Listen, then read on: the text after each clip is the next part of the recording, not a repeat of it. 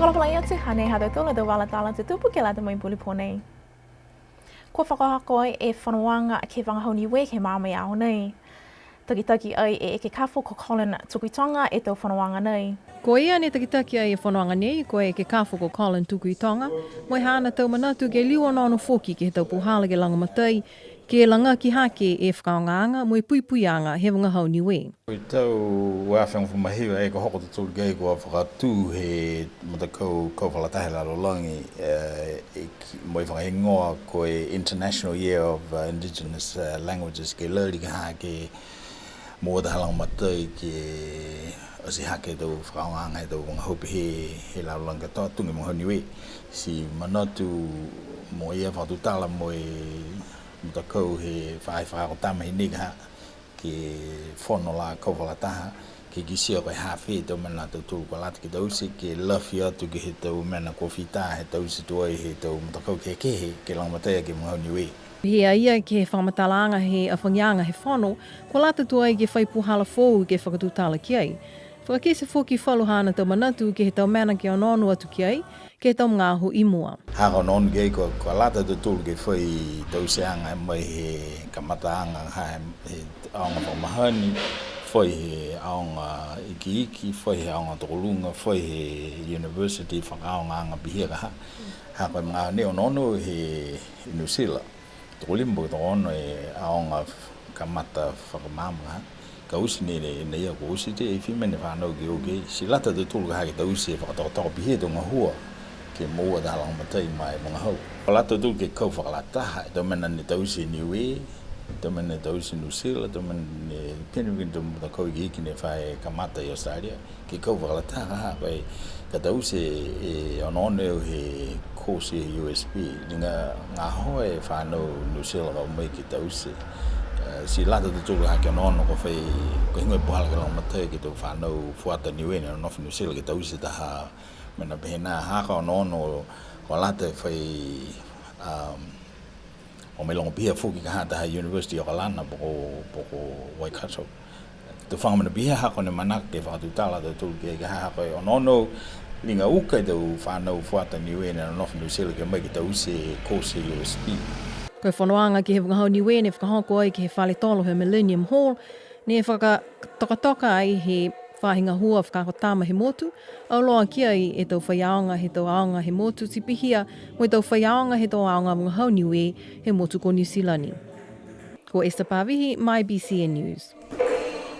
Tokolong e tau tangata ko tolo atu ke hawhangianga he taonanga taonga tufunga niwe, mo i hawhangi ai he lilifu e kipule ko Billy Talangi.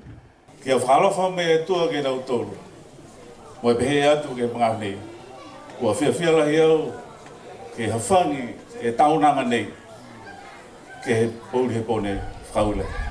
Whakau e whokia ia ke tau takitaki ne tamata e taunanga nei ko ia koe palemia he mutu ko Sir Toke Talangi mo e ke kafo ko Colin Tukuitonga. Koe whakalatahanga nei, koe whakalatahanga ke hongo, ke totoa ke koe hongo whurumatahe tau. Ne tāmata ai e whikau nei. Tō huhua tau tōru ko hingoa e aonga he poto anga nei.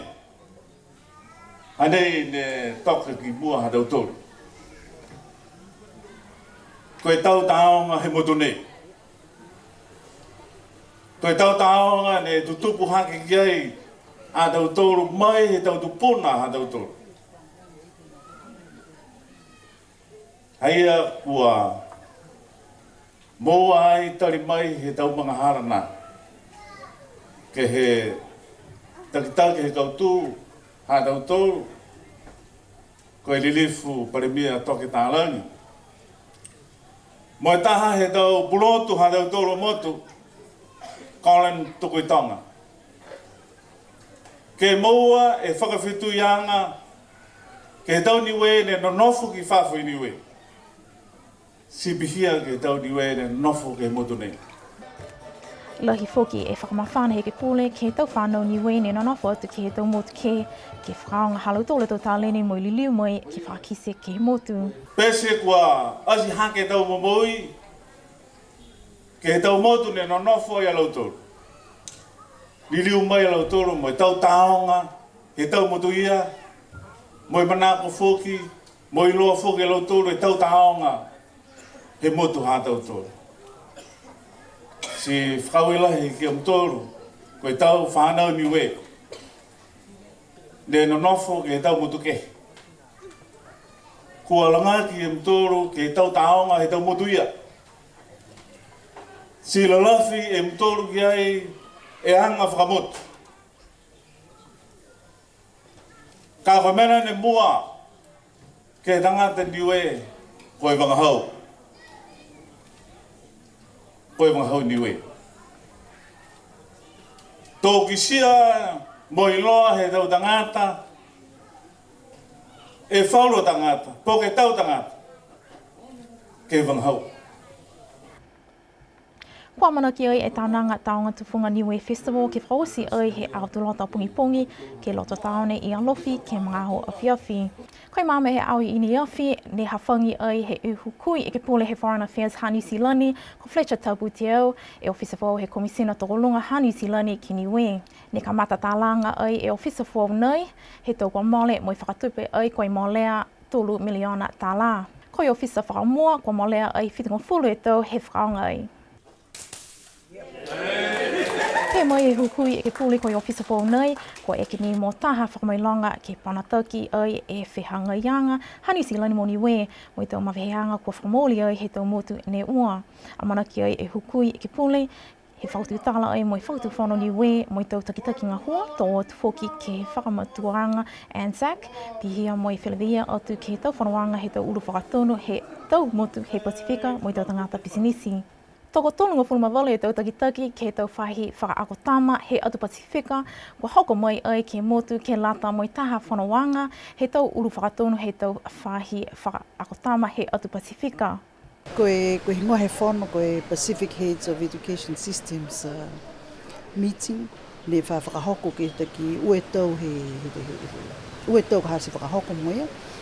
Mane whanau ki whisi he uafu hong fuma fitu whon pe he nei ni ke uafu maua ake ni whaka i whisi si tuku e te o mea kai manakwa niwi ke ta mai e whono nei ke hake muta tō tō ke muka whoki ni hako tō kou ngā hua ke mai ke whanongonongo whoka lau tō mo e whia lahi hako whi ka ina pe he whoki tō tō ke ta mai e whono ke ta usi mo e tōla mai tō taki he tau whahe whakaako he Pasifika, ke mai ke motu ni. Ka mena mahuinga e whakatūtala ki ai he whono nei koe Pacific Regional Education Framework. Koe whakaharoanga fōua ia, koe whitahe launch he Pacific Islands Forum he tau ka mahari. Ka koe whonoanga nei ke vese mo e whakatupe. Koe hingoe tau tupe ka fōfua ki ai ke alata mai whakaharoanga, ka tunga hako hingoha niwe ka mua mai whoki ni he whakaharoanga ni. Koe matapatu amana ki anga he whono, ke whakatūtala ai ke whakatokanga fōu ne whahingoa ai koe Pacific Regional Education Framework. Pupo mateu pungi nei ne tala ki ai koe Pacific Leadership. Si tokalonga ne te manatu ne pehe kua lahi tika haisia ke tō tōre tō anga moto tō tōru tungi tō anga whakalilifu, tō anga whelang mataiaki, whakauka, mo e whetū tālaki ka hake mo e tōnu. Si lahi whiawhia he kalakala whoki ni ka hae tō Pacifica koe e laia whoki he tausi he whono nei e whakahoroanga ke potu. Tungu pehe ko tō whono ha tō tūru ka whaka Polynesia. Koe whono ka hae tō Lalopine, koe whono e whono maanga. Si koe e laia ai he tausi pihia sikisia ki ai koe whai hiki whakahanga ni ka hae tō Puhala. Ke tausia ke tō whono he whakahoroanga whono pehe nei. Ko ki sia ai whoki mo e anga mo i mahani ki ai ke he tau whanoanga e whakaonga he tau Puhala whakamutu kehe. Ka kua lata ke liu anono atu ke he tau anga whakapasifika. Tunga e whetū talaki mo e whe langomataiaki ke maua ai e mitaki.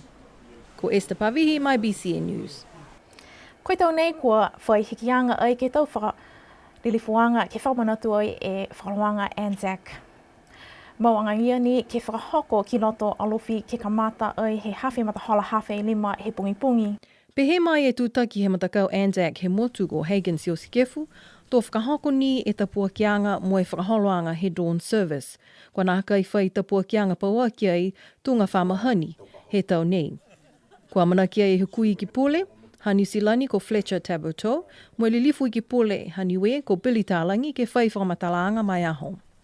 Maunga ia ni e tau whakaholoanga whamahani, mo wina atu ki he motu ke auloa atu ai ki he whakamanatuanga he tau toa toko tahe se o limong fulu haniwe.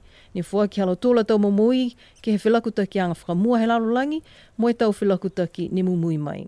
Ko Esther Pavihi, my BCN News.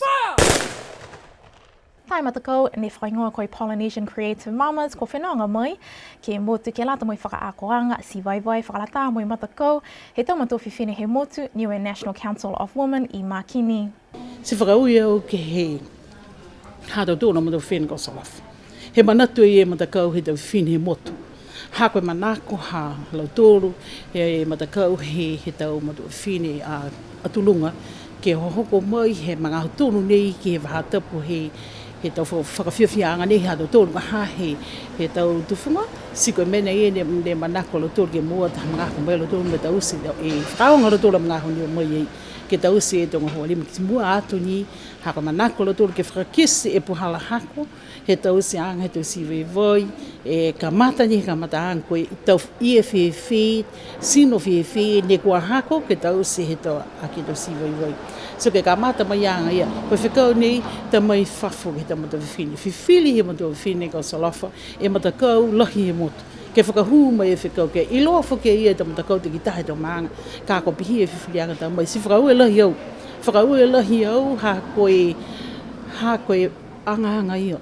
Ke iloa me mai longa e matakau paua ki a tau tūlu mo. Haha, iai whalu e tau matakai nanga niwe ko putuia ke matakau Creative Mamas nei i New Zealand ko whenanga fōki ke lata mo i whakaakoanga nei. Ko whakaoho ai fōki alo tōlu ke tau whuata he motu ke hoko atu ke tau whakaakoanga nei. Haia ni ono atu ki ai ke he tau waho i mua. Hako whakawhituianga ko kamata dei. Si whakamama mai fōki alo tōlu ke kamata he mga le tunga kahapihi ko kamata dei. Ko poke hingoa da mana motor ka manako no mo te ke ha do to mo to fin mo ata ina lo toru ke matu toki anki oi si ono bia ka e ki ka ha ko bia ko ka mata de fraftu yang Ko whiawhia e taki he tau matakau ne ua hakua maua e whihanga iang anga nei moi amana ki lahi ke matu toki e tau matakau he tau i mua ke tau whiawhia moi tuwhatuwhaanga he tau tāleni he tau matu whiwhine. Kua maua mai e hoko taki mai he whainga hua to tonu mela, hangawia ke tonu mela tupe maua mai, he tonu mela whakafua koloa, mai maua koloa mai whafo. Koi tau kua male ua whi hongfuluma valu, ne whakamale ai he motu o fulma lima poini, valu miliona tāla ke tau koloa whakatau mai i whafo. Koi male kisi hake ke o fuluma tā e pasene mai he tau whakamua, whakakakano ai koi ongo fulu e pasene he GDP. Koe pehe mana ia, koe maua ngaia ni e whalanaki haniwe ke he tau koloa whakatau mai whafo. Ke whakatai atu, ke he tau numela, ke he tau tupani maua mai, e niwe ke he tau koloa ne whakafua atu ke tau motu kehe. Koe ua ni e miliona ne maua ai, po ke hiwai pasene he GDP he motu. Koe pehe taha tau whianga, koe ua fuluma tolu poini ua e tau miliona e tau tupe tōtua, po ke trade deficit a ia. Hākua mōlea e tau tupe whakaonga ki he tau koloa mai whafo ke whakatatai atu ki he tau tupe ne ko maua he kautū ki he tau koloa ne whakafua atu ai ki he tau motu i whafo. Koe whakafuaanga he nonu ki he tau motu kehe, koe whitunga fulu poini taha e pasene he ua miliona. Mui mai ai e hani ke he hongfuluma tolu poini walu e pasene. Mo e ke tolu aki koe tau tufunga lalanga mo e talatalai. Ne whai whakafua atu, koe hongfulu maua poini whitu e pasene, he ua miliona ia. Pehe mai e hokataki nei, koe manako ngai ni e whakatuwhano ke holo tatai e tau koloa whakafua atu, mo e tau tupe whakamole ke he tau koloa mai he tau mundu kehe. Ka ono atu ai ke he whalua tau lakanga fōu, tunga ia e whakafua atu he vai ki he tau mundu kehe. Pihia foki mo e whalua tau puhala ke malikisi hake tau numela hani, kua whakafua atu ai ke tau mutukehe si pihia mo e tau numela he nonu. Ko esta pavihi mai BCN News. Ke mama ini elfi ne kua whamania e whale kai vai Lama Cafe mo i tau i e fulufulu wala kua tau ki e lata ia mo i whaloanga i e pili ne whakamatapotu ai e Pauline Rex Blumsky mai taonanga tufunga mo i anga whakamutu Haniwe Taonga Festival. Pe mai Pauline toka ufuluma lima e tau whiwhini mai ua e tau tāne kua fua ki halo tolo tau i e ke lata mo i whakaholoanga nei ne sivi ai e luma ala poki mo Shawina tānaki awe. Koe whaholoanga ke tolua ki anei ne talahau e Pauline ke lata mo i taonanga nei mo i amana ki ke matutaki ke tau taonanga Oti Haniwe Arts and Culture Festival. Toka ono tau wahenga i e he katoa kua whawhais ke lata mo i tau tuwhaanga pale mai aho. Mo i tau sivianga nei ke furufuruala mo i ke he tau i e pia foki mo i tau tāleni tui. Ne maua i foki tā whakamailonga anga ke lata mo i tau tāne toko ua nei kua fua ki halo o tau i e mo sivi ko Justin Mokoia mo EJ Strickland. Ko tolo atu ai e tau aonga aho tapu he ekalesini we ki okio ki whai tapu kua male ki alofi ke whakamanatu ai e hao matu lei mo i liutu mai he iki ko Yesu. Tokolongi tau whanau ne whakatu mau he ko whakalata ki aho mawinga nei he tau takitaha. Koe tau nei ne whiwhili ai e aonga aho tapu ha awasele ke tau se e tala ki whakamatu lei mo i liutu mai. Ko whakaosi ai e tau whiawhia ke tau mena whamahani mo i kai au loa ai e tau mamatua mo i tau whanau. Ko nawa mo i whiawhia lahi he whai malolo sino ke tau kai ko whakatata ke mā kesi whai tapu ko male ke lata ia mo i halautolo a wheua whahingoa koe healthy living, healthy eating ne whakamatapotu he whahi tau se nifo he whalinga ngao. Ke whai tapu ko mole, ne ole whainga hua ke tau tangata he motu ke kumikumi toko walu e tau wahenga kai motu, fruits and nuts. Mo i whakaonga limani e tau low new mai pileti pala mo whakatata atu halatolo tau fua he whanua ke lata mo i whalawanga nei. Kua whawhasi tau tu la wha ki hoko atu ke hawhi mole mata hala wha o whiawhi whlaile ke tau mai halatolo tau pileti mo sivi ai he whainga hua. Koe tangata ne koutu ke lata mo i open category ko Terry Mokoia. Koe whalala ne koutu ke lata ia mo i tau whanau iki ko Coco Richardson. Mo lea ua fulu e tau tangata ko putuia ke whiua nei mo i ingasia mo i tākaloa ke whakatautunu halau tolo tau makai. Ko ki si ai foki tau malolo he whalo tau whanau ne kua whakalata atu mo i kua whakafua halau tolo tau kai motu ki he mākese. Haha iai tau huhu longa ha kua tō whea lau tolo ko ki sila ia e tau fua he whanua mo i manako ke iloa ko maua ki whea mo i tau mga au ka maua ai. Tokalonga foki tau matakai nanga ni we o mai whawha mo i tau lisi kua ahi atu ke mā kese ke kisikese ke whalawanga nei. Koe maanga he ki tau wake e maanga whakamoa ko whakahoko ai halau tolo a aho whakatata ke lata mo i tau nei. Ko ka mata mua halau tolo a tau whakatata ko loa lalanga mo i tau ko loa tui he matako matau tō whiwhine he maanga mo i kua longa foki e tau kai ke he kehe. Pesini e tō longa ne o atu ke he tau nei kai pe he whalu matakai nanga ne nā kai hohoko atu hako i tau ngā flu ne whanau wiko anga ia ke motu he mga o nei. Kai kua whiawhia ni kua kamata he maanga ko hiuka wake e tau aho whatata ke lata mo i tau nei a mana ki atu ke maanga ko ma kefu ke mahina fuau. Pēnā hatu tōla tau wala tala tutupu ke lata mo i puli pōnei a tō liu ke pelewia tapu ka hau tōna wha moi mono ina.